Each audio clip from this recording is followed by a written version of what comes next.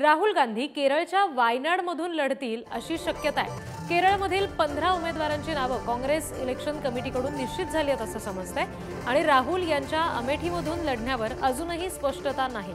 राहुल तेलंगणामधून लढणार असल्याची सुद्धा चर्चा होती, मात्र सध्या तरी राहुल गांधी हे केरळच्या वायनाडमधून लढतील अशी शक्यता वर्तवली जाते।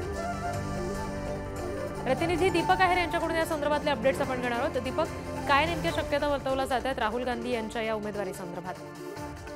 राहुल गांधी यांच्या उमेदवारीवर सुरुवातीला बऱ्याच अशा चर्चा होत होत्या आणि एकदम सुरुवातीला जेव्हा चर्चा सुरू झाली तेव्हा असं सांगितलं जात होतं की राहुल गांधी हे तेलंगणातून लढू शकतात, तेलंगणातून लढण्याची शक्यता आहे आणि त्यानंतर अमेठीहून पण राहुल गांधी लढणार का याच्यावर प्रश्नचिन्ह होतं।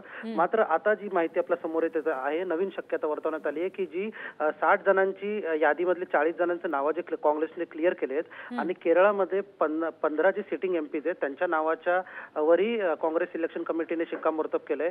तर आता अशी स्ट्रॉंग शक्यता निर्माण करण्यात आली की राहुल गांधी पुन्हा एकदा वायनाडवरून लढू शकतात आणि सध्या काँग्रेसकडून उत्तर प्रदेशची लिस्ट जाहीर करण्यात आलेली नाही, त्यामुळे ते अमेठीहून लढणार की नाही याच्यावर अजूनही प्रश्नचिन्ह आहे। जी दीपक, धन्यवाद दिलेल्या माहितीसाठी।